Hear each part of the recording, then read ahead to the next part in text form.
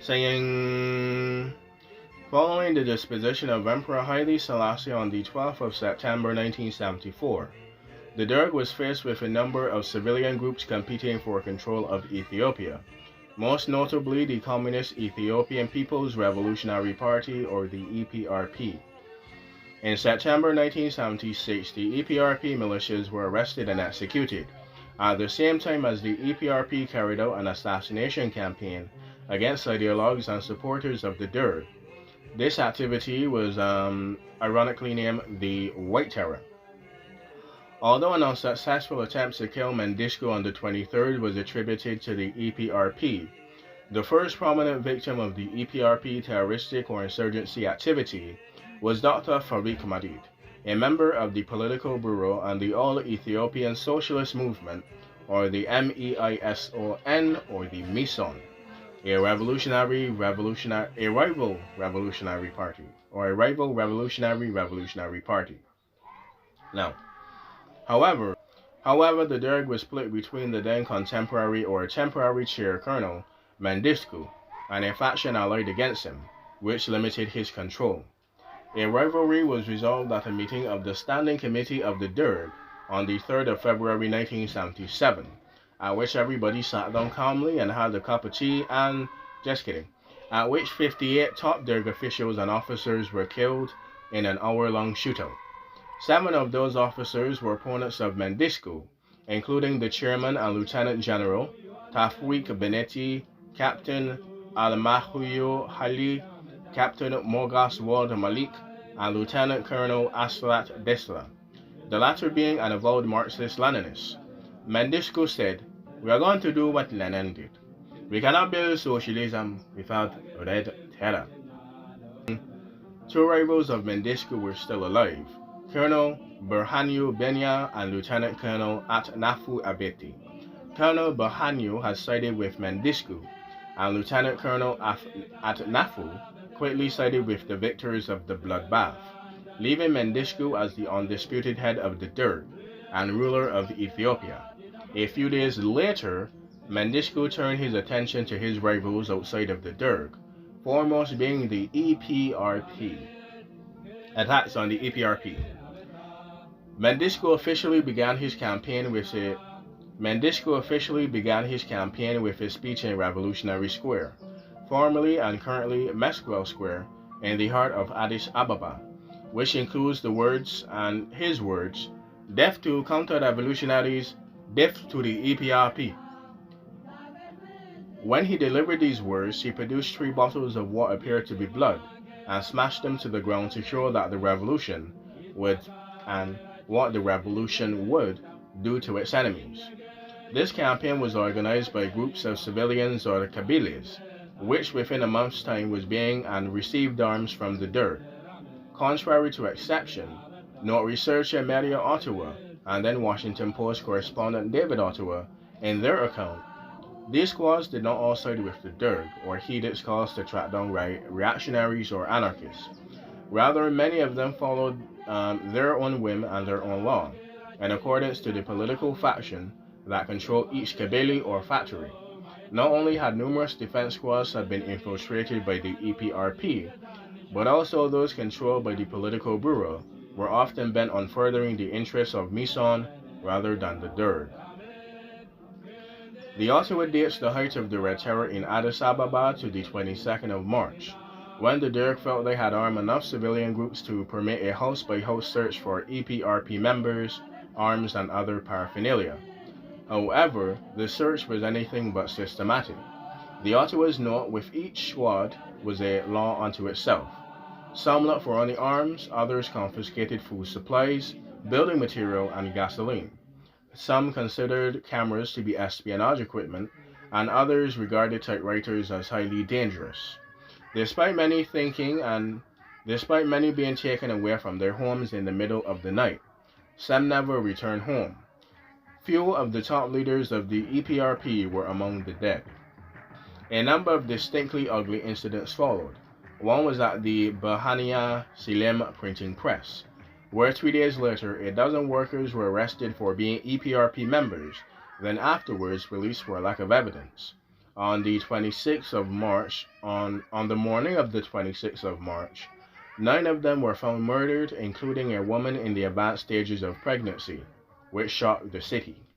The deaths were found to be the responsibility of a certain Grema Kabide, and who was later found to be the political bureau's chief executioner. He had already murdered 24 people and persons, and had a list of over 200 others that were supposed to be liquidated. Embarrassed, the Derg had him and 5 other associates executed for counter-revolutionary activities, and as counter-revolutionaries, on the 2nd of April, because April Fools would be a bit too ironic, right? So, despite this brutality, the EPRP continued to strike back. Despite this brutality, the EPRP continued to strike back, as best as they could. As one contemporary report describes, in and around the capital, the main opposition groups is the Ethiopian People's Revolutionary Party, or the EPRP. The EPRP had given the Derg good reason to be nervous. It had assassinated more than 20 government officials, mounted at least one day raid on Derg headquarters, and even wounded Mendisku in an ambush. One rebel sympathizer, accosted correspondent Gergs on the busy downtown streets and boasted, "We have 700 marksmen, and some of them are Mendisku's own soldiers. It will take time, but we will clean out the pseudo-Marxist military leaders eventually."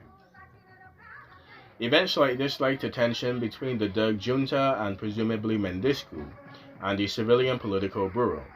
Concerns over the threats of the EPRP kept this tension from becoming a definite break until the eve of May Day, when the political bureau, on the pretext of an anti-government protest, was in the offing, ordered the cabals to arrest any young person suspected of being an EPRP member.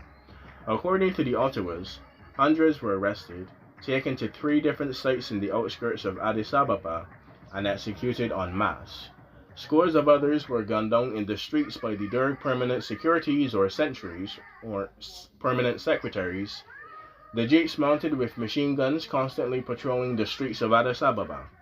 The death toll may have been as high as 1,000.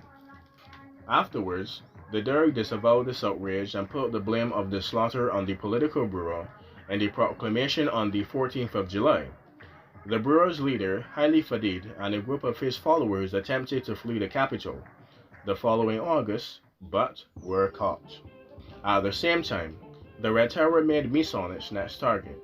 Sensing danger, writes Behu Ziwi, the leaders of the organization hastily tried to go underground, but almost all of them were either captured or killed in August 1977, as they tried to retreat into the countryside in several detachments. Thousands of men and women were rounded up and executed in the following 2 years. Amnesty International estimates that the death toll could be as high as 500,000. Groups of people were herded into churches that were then burned down, and women were subject to systematic rape by soldiers.